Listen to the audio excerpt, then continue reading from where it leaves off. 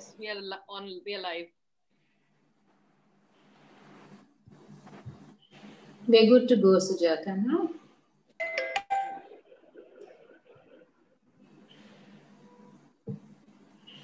Shall we start?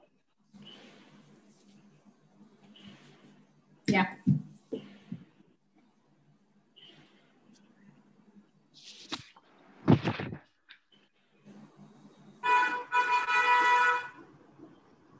Noise from somewhere. Noise from somewhere. A very, very warm welcome. I'm muting myself. Somebody's in a car.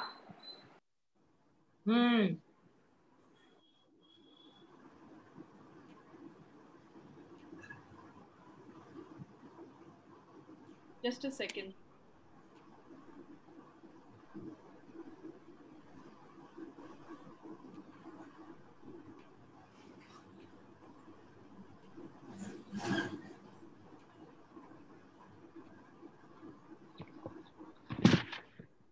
A very warm welcome to our guest speakers for today, Ms. Monica Khosla Bhargav and Ms. Parinita Visheshwar. We welcome all our Duchess Club members, friends from my school, Modern High, who are quite a few of them who've joined in today, some relatives, and some members of Wikiflow. Monica has been my classmate in school since till the 12th standard, since upper KG. And she has always been a very creative person. She started her career as an architect in 1992. That's almost 28 years ago.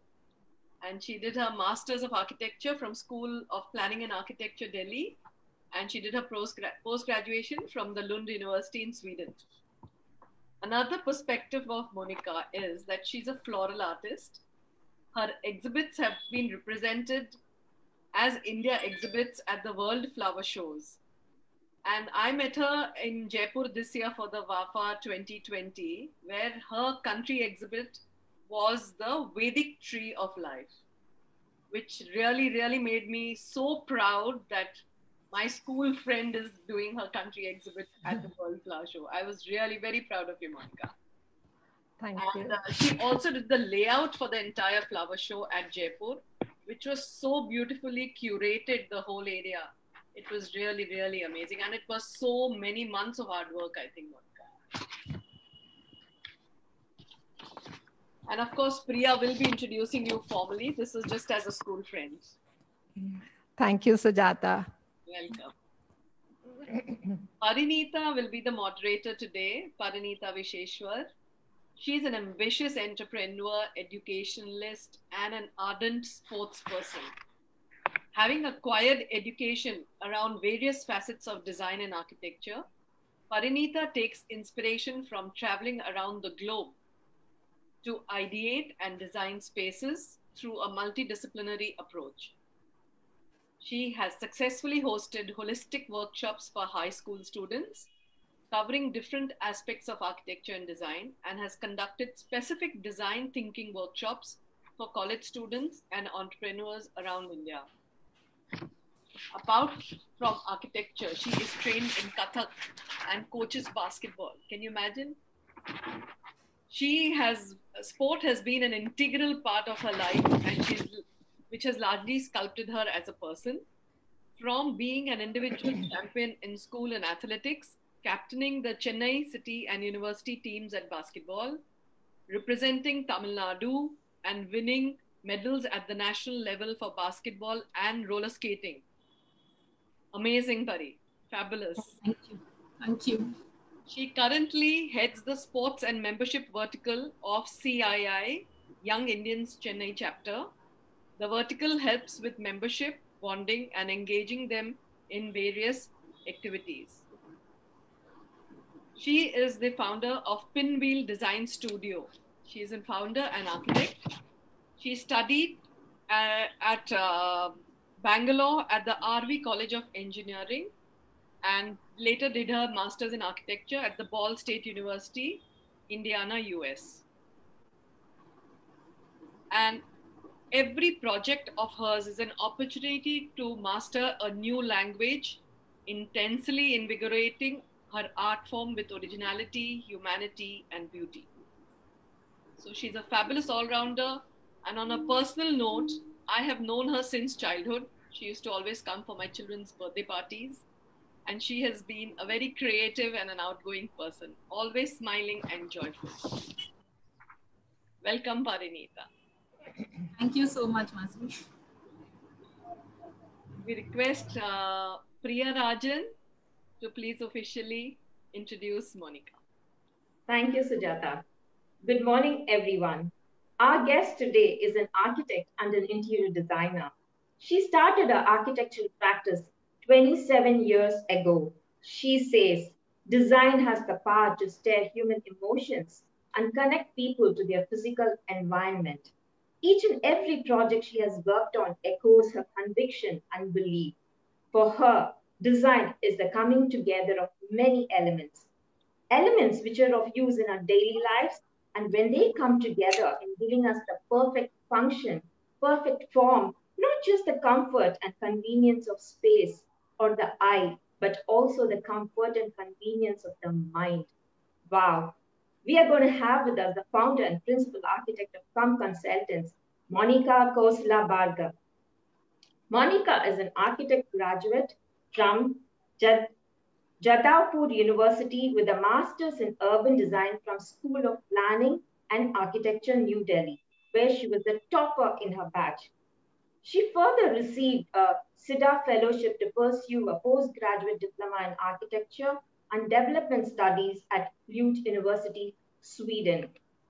As founder and principal of COM Consultants, Monica has been in practice since 1992 and is felicitated with several awards, both national and international.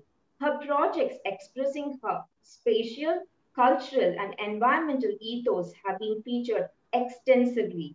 She has been invited to present papers at various conferences in India, Bangladesh, Japan, and United Kingdom.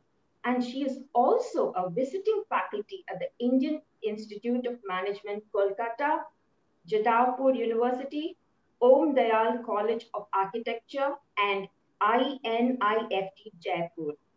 Monica has been editor of the international newsletter Built Environment and was part of the ministerial conference at the Third World Water Forum, Japan in March 2003, which prepared the Kyoto Declaration on Water. As president of SPARC, she initiated an urban rejuvenation program for Park Street, and today, the Park Street Christmas Festival is one of the most successful street festivals in the country. She is presently the secretary of the Institute of Urban Design's India, Kolkata chapter, and contemporary architect, urban designer, a floral artist. She also emphasizes on the importance of sustainable architecture and upcycling and using locally available resources.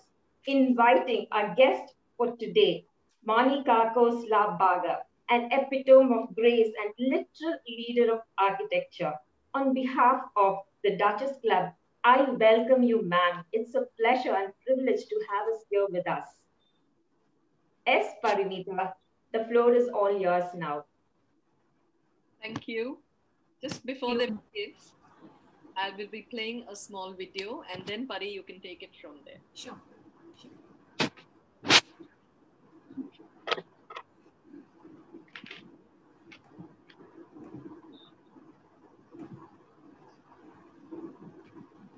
I think, Pari, you can take it from there. We'll play it a little later. Okay. Good morning to all.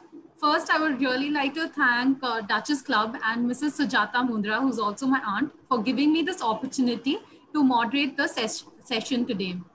As we know, the world is slowly reopening. Lockdown measures have been eased. Everyone is adopting to new realities. Imposing drastic adjustments to our lives, the coronavirus has introduced a new normal, and we all know that, changing our perceptions and altering our priorities.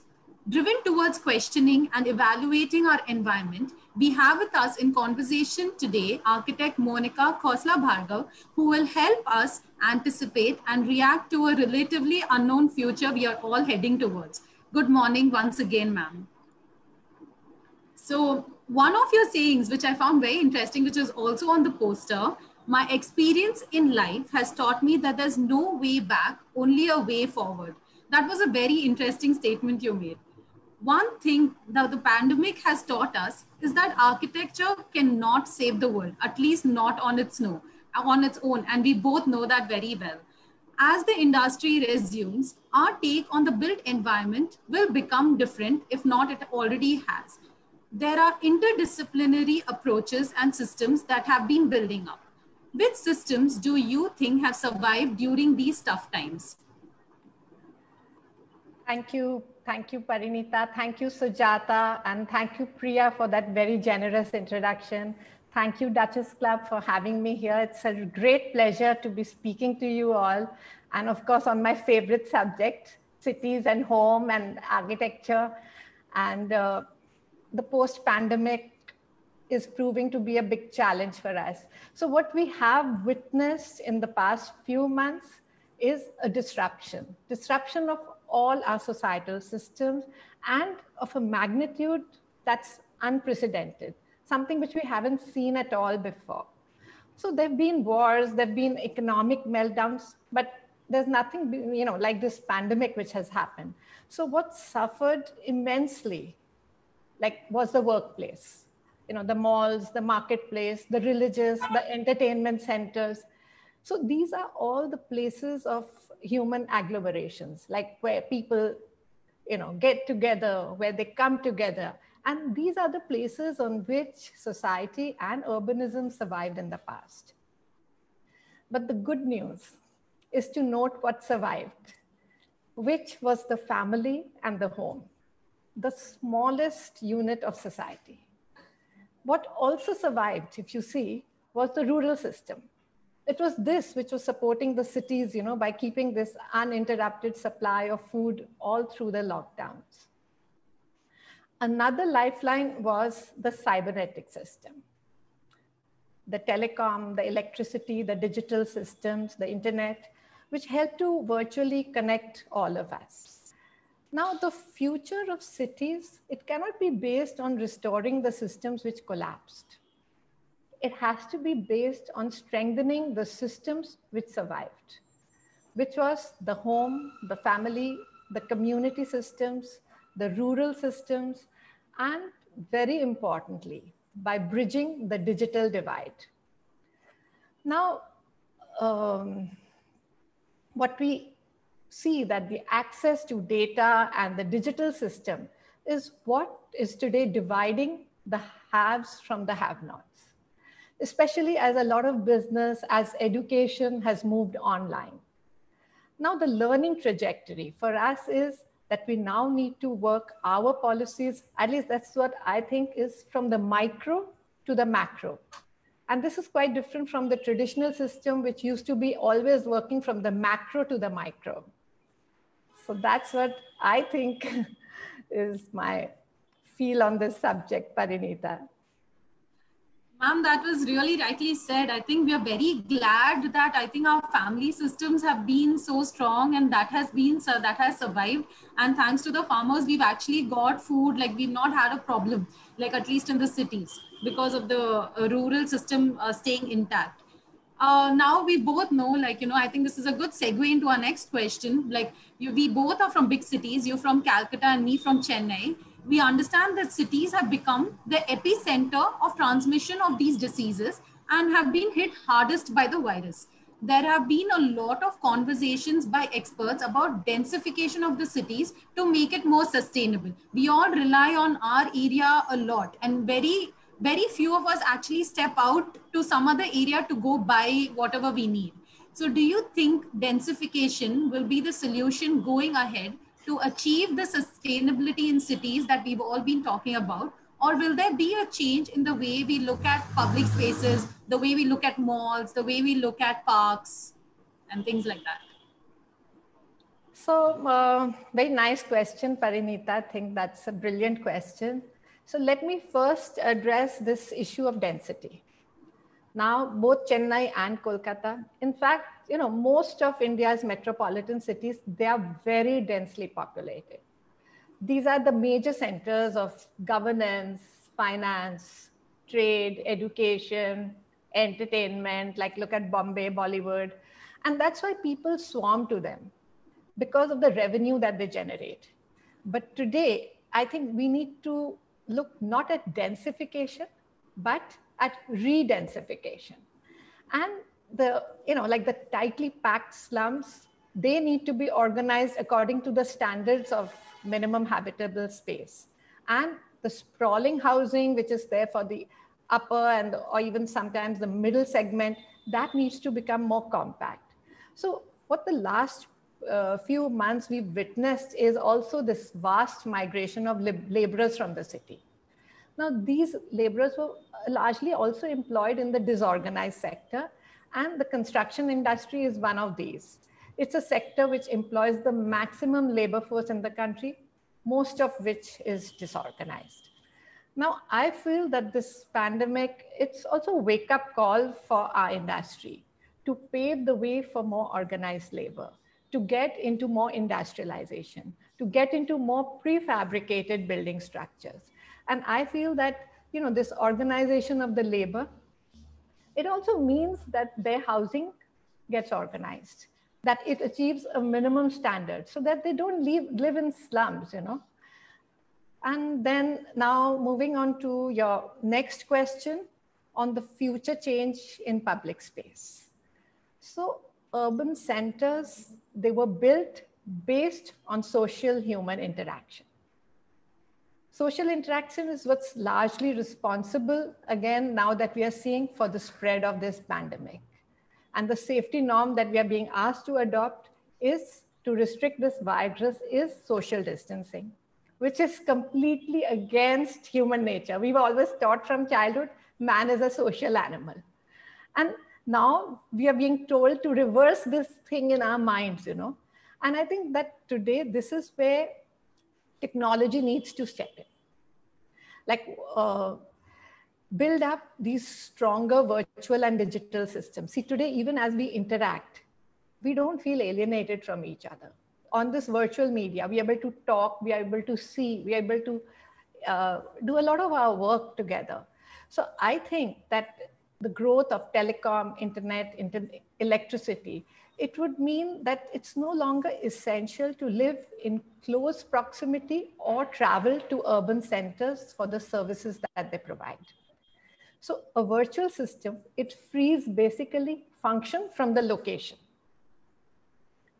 So look at us, even look at us today. You are in Chennai, I'm in Kolkata, and people here, they could be from all over the world. So this is definitely a new public space that we need to strengthen. I think that is a very interesting insight that you've given, that we never consider this, like this is a public forum, but we are looking at it as a space. Like as architects or designers, we always look at a built space as a space, but anything unbuilt is also a public space. And the idea of re-densification and restructuring the the slums, I think that is definitely the way forward in our cities now.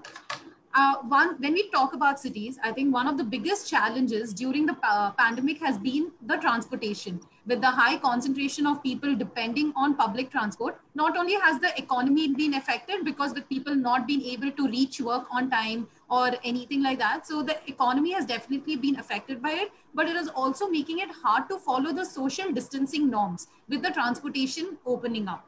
Do you think this has encouraged a lot more people to take up walking or cycling, and hence there is a need for a better design and planning for pedestrians in our cities, considering how great the sidewalks are over here or the lack of it? Yeah, that's a very interesting question coming from a sports person like you, and with Sujata also over here, who is our champ from childhood. Yes, well, coming back to this question. the collapse of this public and mass transport system during the pandemic, it's been a huge, huge challenge. And this includes road, rail, air, water transport, every kinds of transport. So the mass transportation system, it created the framework for cities as well as for globalization. Now, obviously, this has very adversely affected the economy. And now when we restore these systems, while maintaining the social distancing norms, it's going to prove to be a really big challenge. So which is why we are seeing, what are we seeing right now? A huge surge in private transport. So sudden demand for two-wheelers, both new, second-hand, has risen up as people, they were scrambling to shift their modes of transport. Now this included the motorbikes, scooties, and cycles.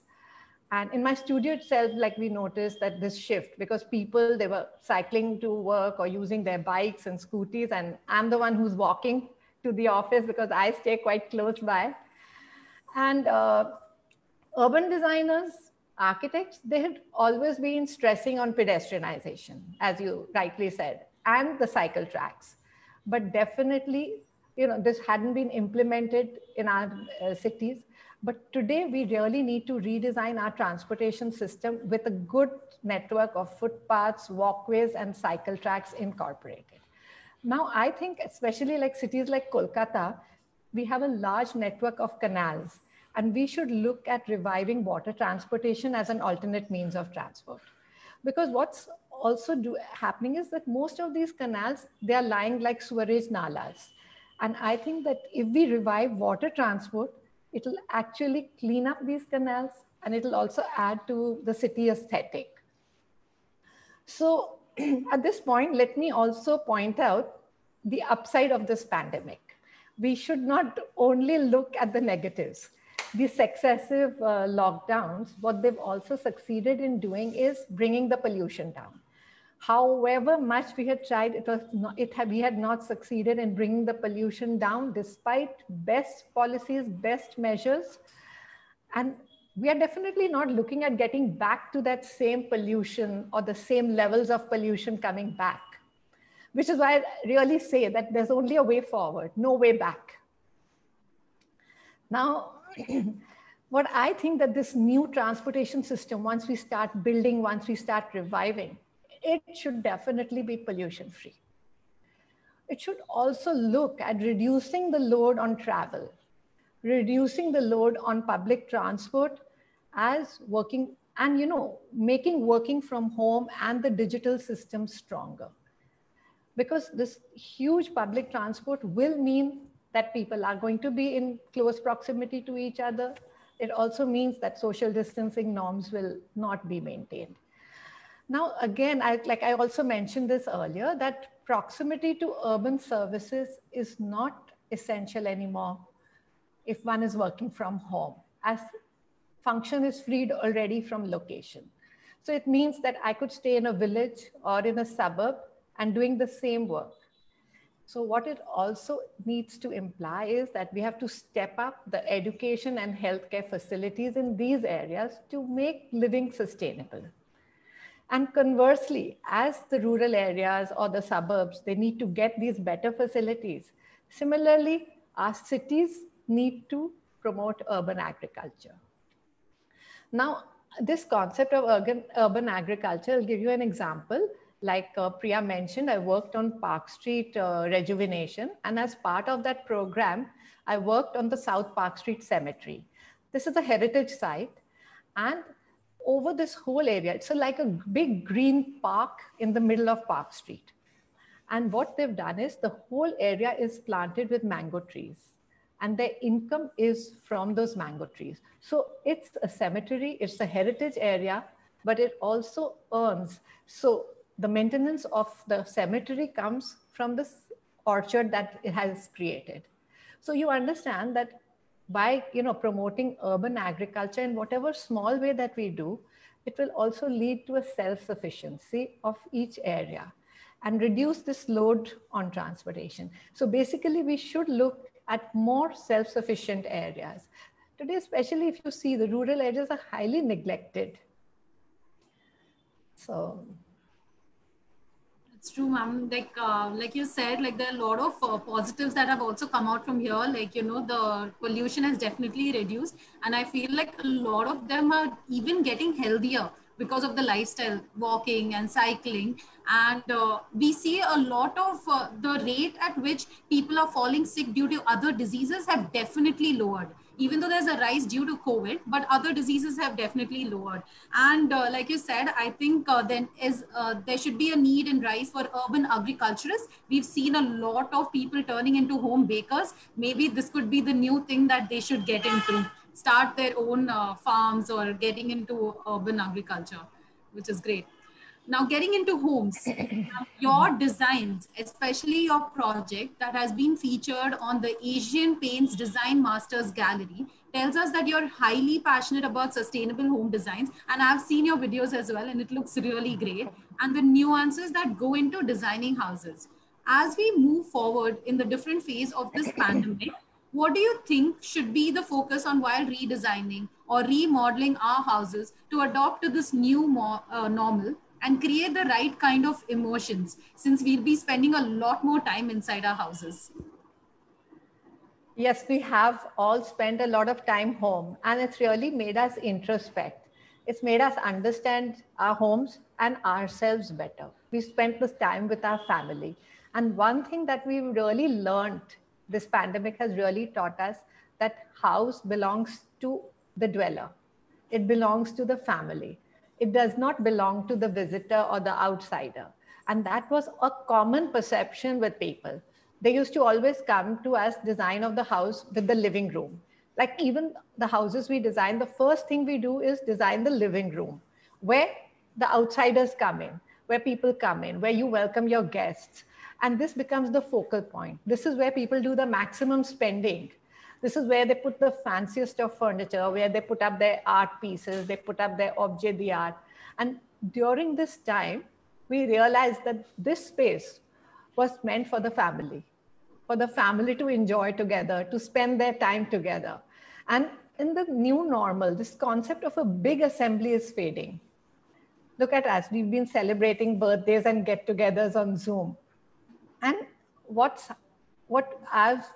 I feel is that these smaller spaces and more virtual interactions, they're going to become some of the main focal points as we move towards, a greater virtual world. And space is going to be more about us, about our personalized comforts, also because work and education, they've both moved home. So something like, let's say, a home pod, one's own little workstation, I think this would become a necessity. In meetings or let's say online sessions, be it say for school or for office, you need to have, you need to cut off sound, you need to have the decor more formal. You don't want a cluttered backdrop. You don't want people coming in, your family coming in. And I think that this is going to be creating a new kind of space, a small private space, like a small cubicle in your house.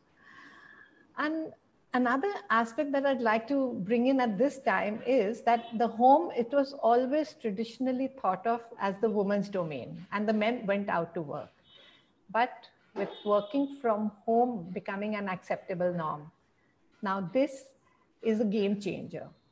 I think this is an opportunity for women to participate equally in economic activities. And women are half the population. And if they rise to this situation, then this actually could become a huge turnaround of the global economy. We saw this in the Industrial Revolution when women started going up to work. It drastically changed the economy of those countries.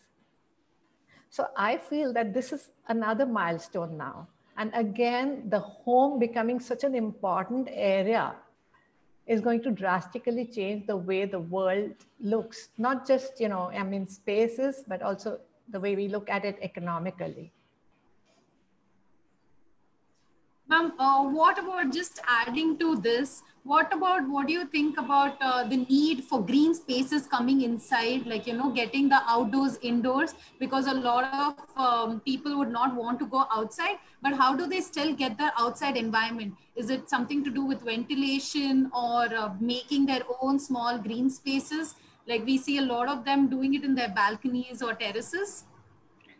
Yeah, I think, ventilation, of course, is a basic requirement of a house.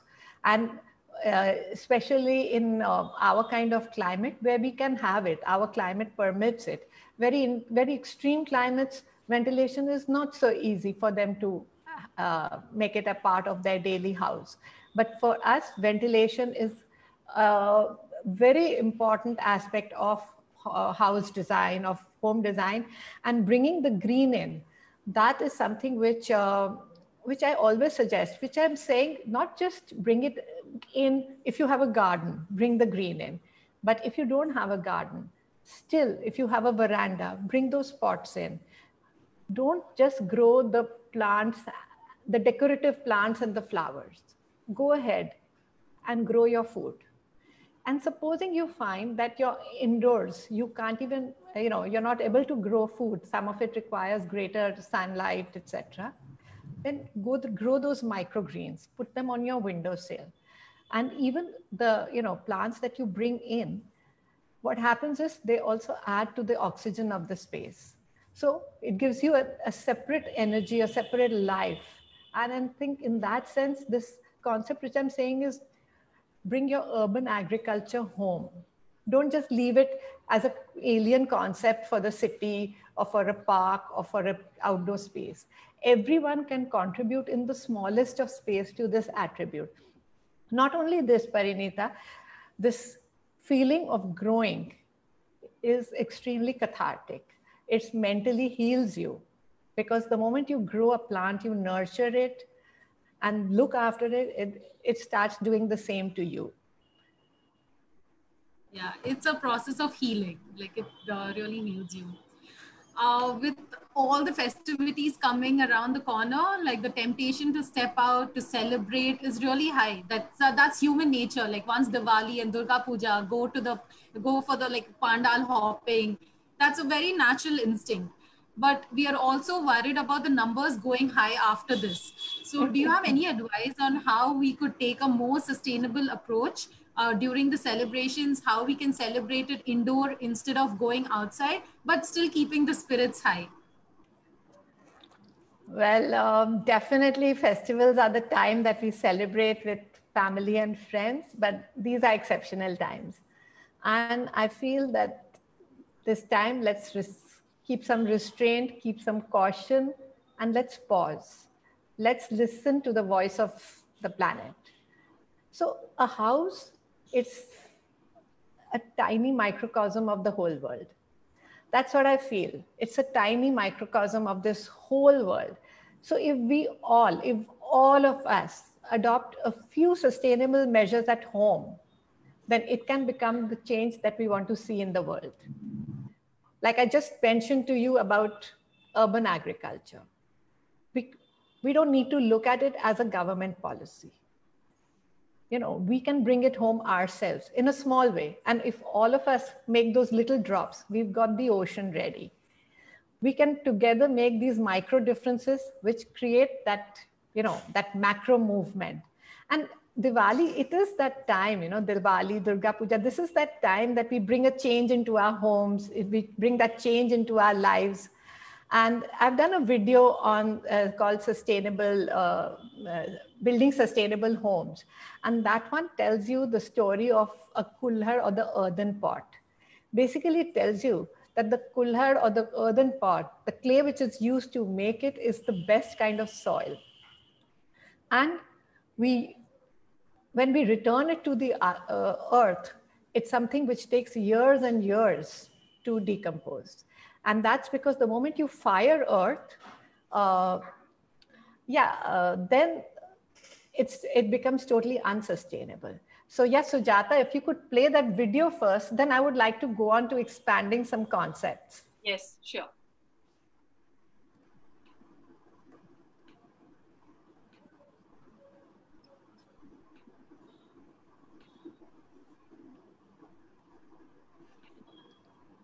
Talking about a cup of chai, and I don't even drink tea. Hi, I'm architect Monica Khosla Bhargav, I run an architecture and interior design practice by the name of Kham Consultants. Let's start today's cup with a cup of tea. This earthen pot in India is called kulhad, bhar or shikora, and it's commonly used for serving tea. You can find many earthen vessels being used to serve dishes like the thandai, pinne or biryani, which is one of my daughter's favorite dishes. Now, compared to the small plastic cups, this is considered eco-friendly, right? You're correct. This is eco-friendly, but it's not sustainable.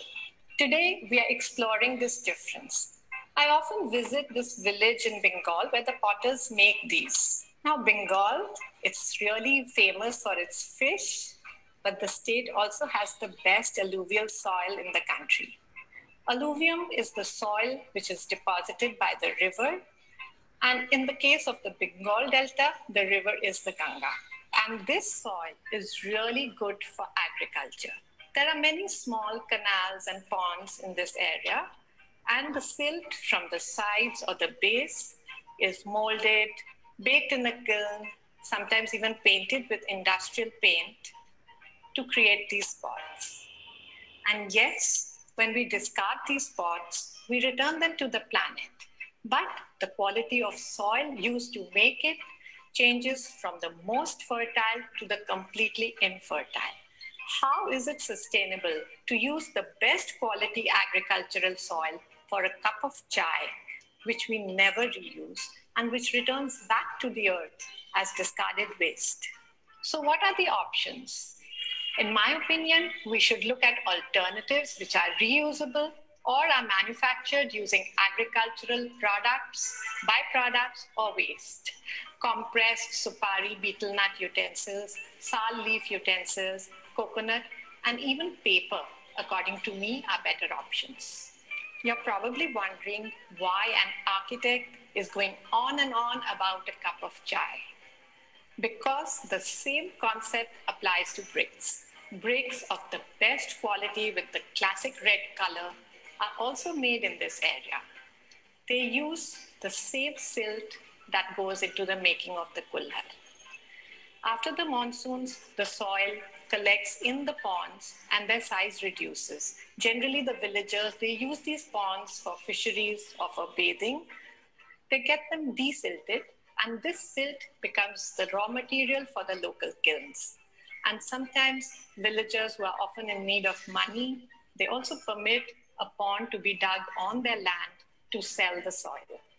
We all know that India has a very large population, and we clearly need a lot of houses for our population to live in.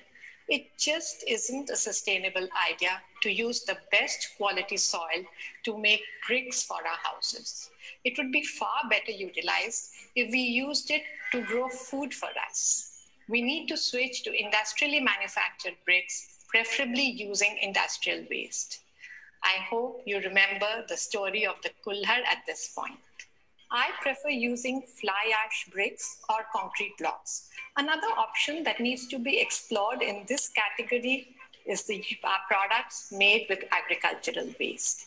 Frankly, I have to credit the student, Monica Shekhar Gupta, for this. I was reviewing her PhD thesis at Jadavpur University, and she was presenting an extremely interesting research on straw bale blocks for construction. It was while listening to her that I realized that agricultural waste is a huge environmental issue in our country, and we should convert this waste into building materials. And if you're still with me, let's take this one step further. Let's expand this concept to land. The next time you're out with your developer and selecting plots of land, be sure to check the soil quality. It'll be mentioned in the land deeds or the porchas. We need to avoid building on fertile land and attempt more to build on barren land. Very often, the best agricultural land gets gobbled up for industrial or urban development purpose. And once you pour concrete on a land, you can never restore it to the first grade level that it was previously. Land needs to be understood as a resource, a limited, precious resource. and not merely as a commodity or as an investment which can be traded and encashed. So the next time you pick up your kullar of chai, take a moment and think of what you're giving back to the planet and make your decisions wisely. A few extra seconds in the planning will help us better our planet together, and this small step will go a long way.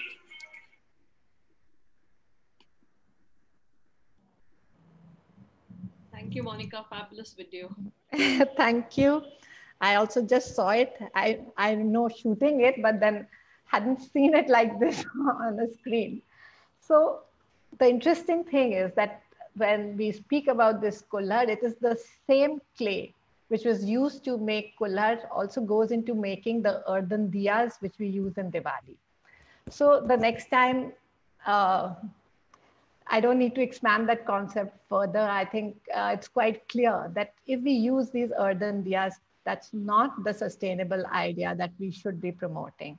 We all think, yeah, this is the eco-friendly way. So I'll just share with you all what I use during Diwali.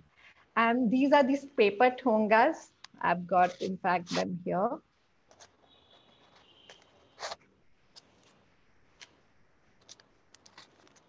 So I picked them up from Auroville Pondicherry.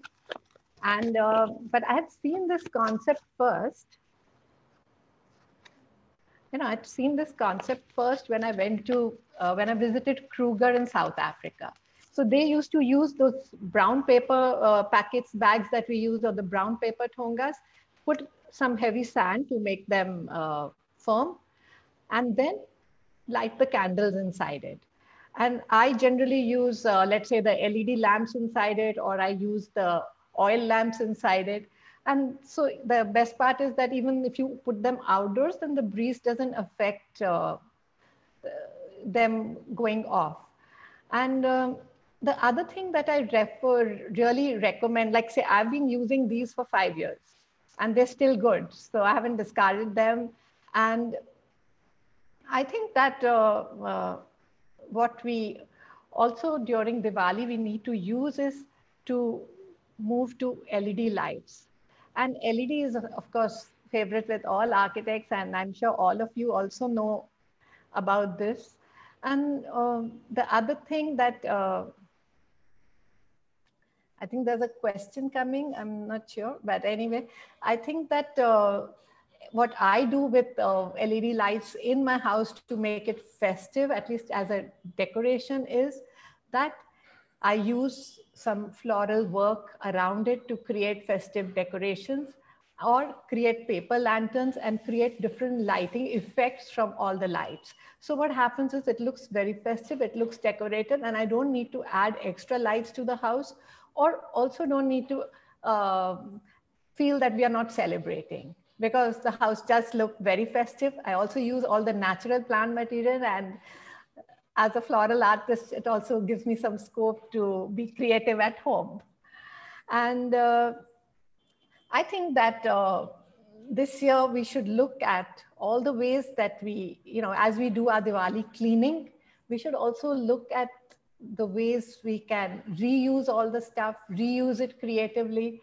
I think I just recently also put out that video on how we can recycle or upcycle our old furniture. So, look at all the items which you're going to be throwing away and just see how can we creatively reuse them this Diwali. The next thing is that I think that in this Dhanteras, when people make a lot of investment, let's invest. And that's something I have promised myself to invest in solar cookers. That's a source of energy which we are totally discarding. We are not looking at. We live in a hot country and we should look at using it. I have a friend, I'm sure to get him. Sujata knows Preetha, and Preetha's husband is a big expert on solar. He is in fact making dosas and cooking away on his roof every time I visit them. And I'm going to ask him to come sometime and give a talk on maybe my channel or to one of us. And the other thing that I think that we should also be doing is to invest this Diwali in a good composting bin or a composting system to dispose of our garbage. I think if we make these small changes, it's going to be really helpful to help us change that, make those little changes. Already spoke on that concept of getting urban agriculture home, create your little green patch, create your own expanse of oxygen within the house. And I think that we will be able to make these small changes in our house, and all of us do it, then it creates a huge movement all over the world. Thank you. Thank you, ma'am. I think all these were really insightful. I think before we use anything and we think it's sustainable, we will see whether it actually passes the Fuller test and see whether it's actually earth or not. And I think the ideas that you've thrown out to us, I think will definitely help us have a safer and more fun and a sustainable Diwali and Dhanteras. To add to this, even one of my friends, to the solar concept, he started, it's called Be Polite, where he started giving these small solar panels to vendors, to the vegetable and fruit vendors or the flower vendors, so that instead of we bring in light to their lives, in this Diwali. So I think that's one nice initiative that people have started doing already, which is great. I think now we will open the forum for questions. I think there are already some questions on the chat, and if anyone else would like to ask, it'd be great. Pari, you can go ahead and ask those questions, Pari. Okay, 1 second. Just looking through the chat.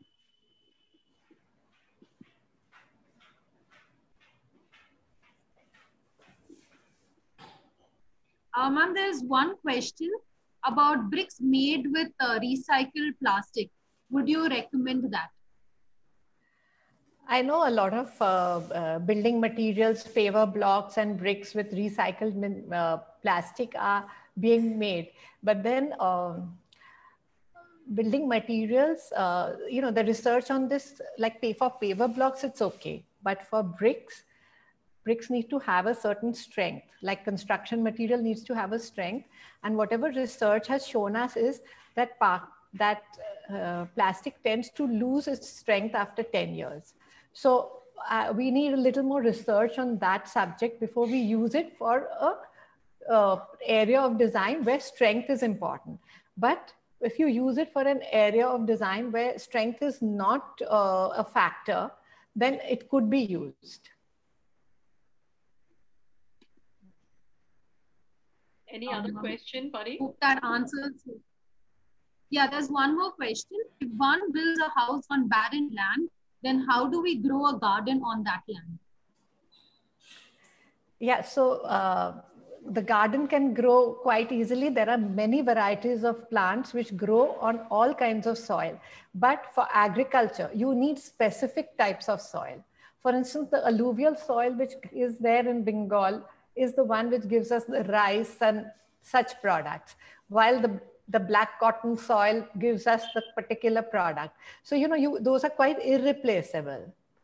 And but for a garden, you can grow on almost any kind of soil. You can look after it and nurture it with all the TLC because there's so many kinds of plants. Yeah, and there are bags also.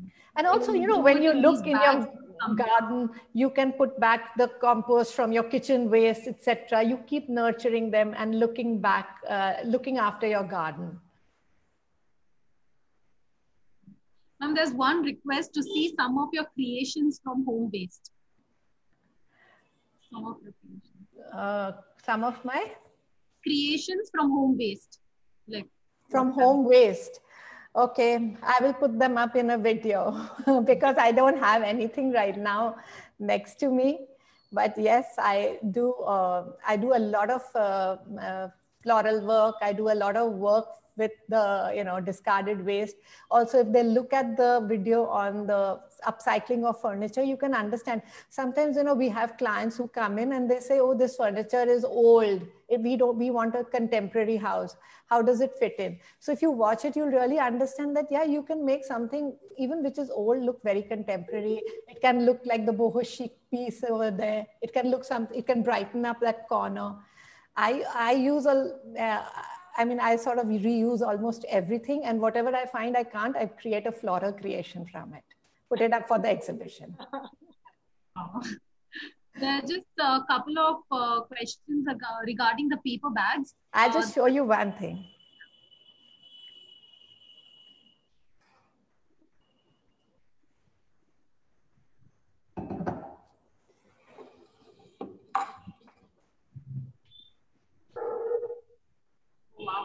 Wow.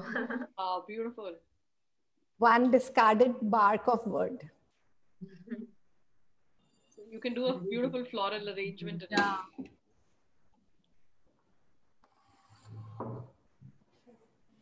Yes, I think Priya had some questions. Priya?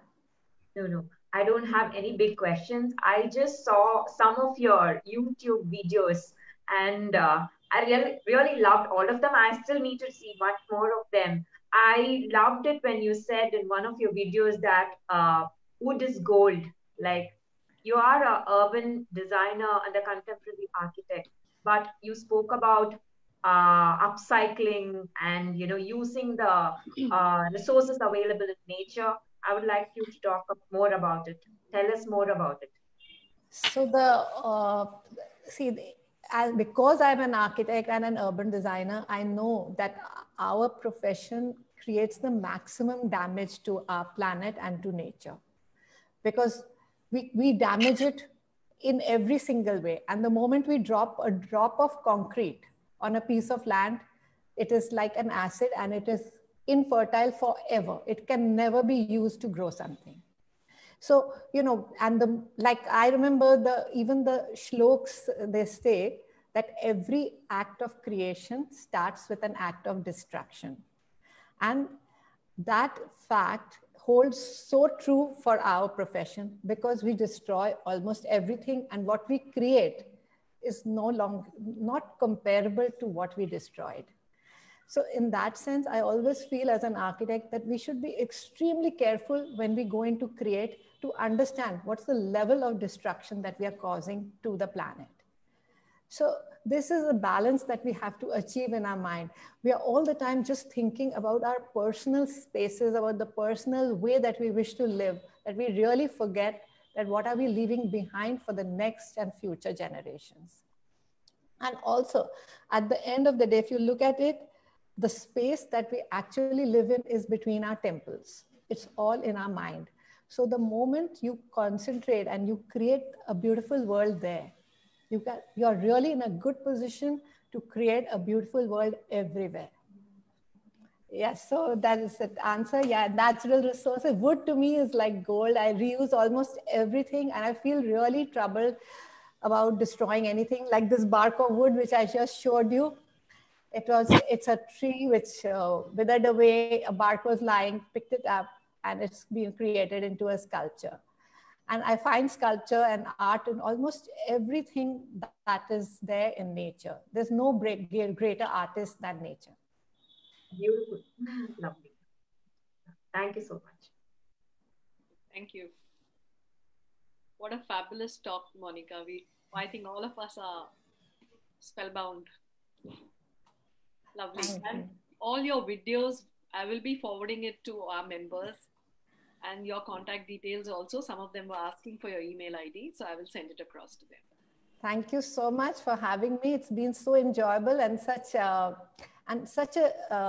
nice questions from Parinita as well as from the audience. It was really nice being here and sharing it. Also, it's like a family chat.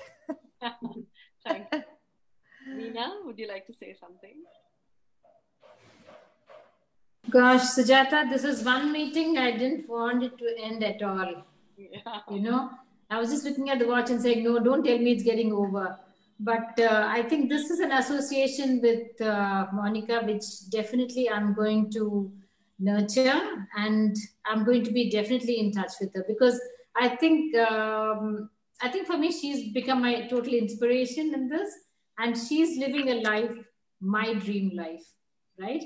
So there's a bit of points which I've written down, and normally after a thank you thing, I normally destroy the papers, but this is going to be with me because I think these are also points which are like a way forward in the space I'm in my mind too, okay? So my thank you is a bit long, but I would like to do full justice to the talk today. First of all, thank you, Suj, for the technical support as usual, brilliant, and for getting your very talented, conscious friend today to talk to us. And to all your friends from Modern High School who are there, I think you are a bright bunch of really accomplished women, okay? So it'll be nice to see each one of you on a different platform. Thank you. Thank you, Priya, for the detailed introduction. And I think you're the apt choice today because I think you're a very conscious architect yourself and you're in the process of evolving. So I think you're a good choice for the intro today. Thank you, Nina. And yes, thank you to the beautiful young bride, Parinita, in spite of her not feeling well today, for being there totally present in her body, mind, and soul right here. So thank you, Sridhar. And I'm sure you're going to make the house that you've entered very, very proud. Yeah. Coming back to Monica. Wow, what a woman you are. Conscious, committed, accomplished. And I love your words, no way back, only forward. Striding into an after COVID world, it's much more of a conscious world. We all understand that. But I think you've given us many tips today, which, are going to be in our minds. Especially, I always, when I talk to my people or the people I've been working with, there were only two words in my mind, which I keep telling them, guys, only two things we need to look around, and that is to survive this and to sustain it. But today I learned a new word which says strengthen it. So these are the three S's, I think, which is like the after COVID life, which we all need to imbibe into our everyday living now. And yes, she was very right about, even when I was thinking, oh my God, she's going to talk about next, I did not know what questions Parinita is going to ask. They were exactly the way forward, For example, she's talking about blending the tech world with the real world for a smoother functioning. Yes, that is the truth. I think that's a reality which we need to live with. The density, the de-densifying of that minimum population in these places, and yes, bridging the gaps between the haves and the have-nots. I think that's another conscious thought I think we need to really look at. And I love the idea about the prefabricated houses, because that's going to add much more of creativity to the way we are building our structures now. And actually, it never struck me, yes, the new virtual public spaces. That was another thought.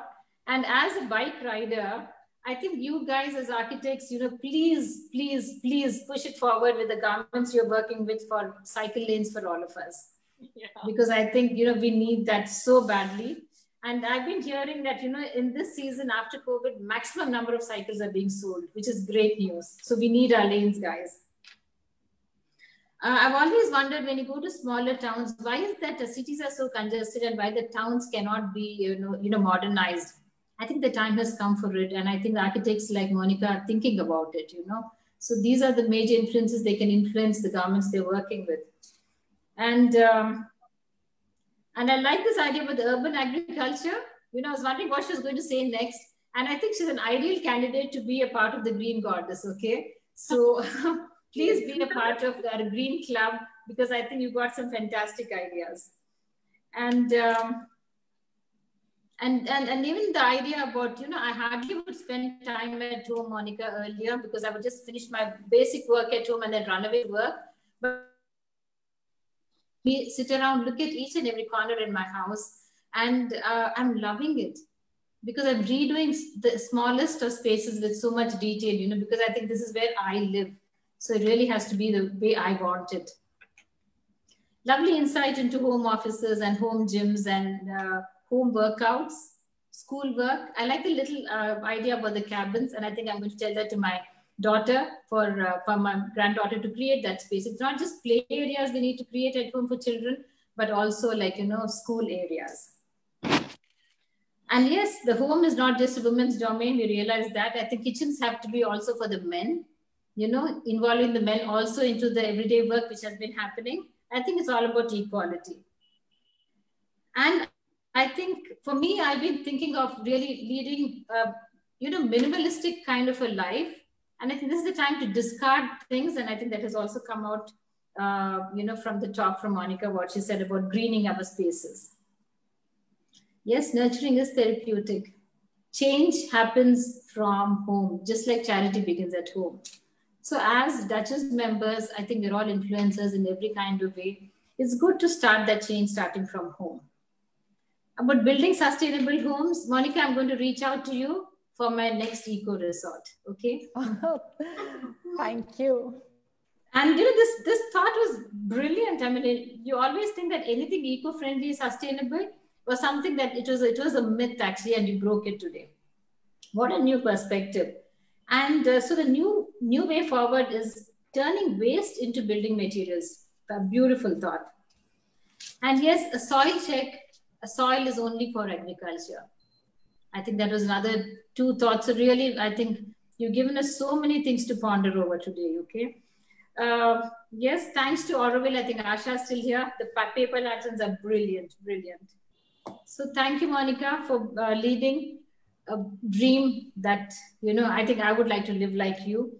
And thank you for inspiring me all over again in this. So we'll stay connected.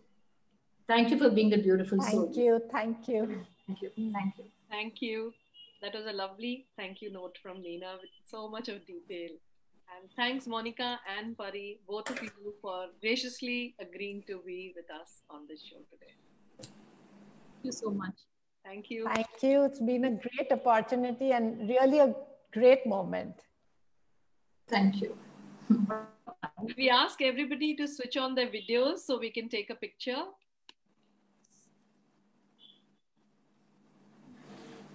All of you can switch on your videos.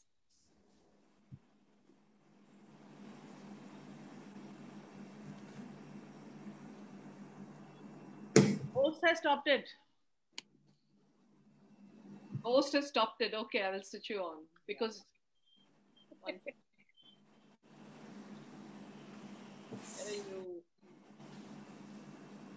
I can't see you. Okay, one sec. Just give me a sec.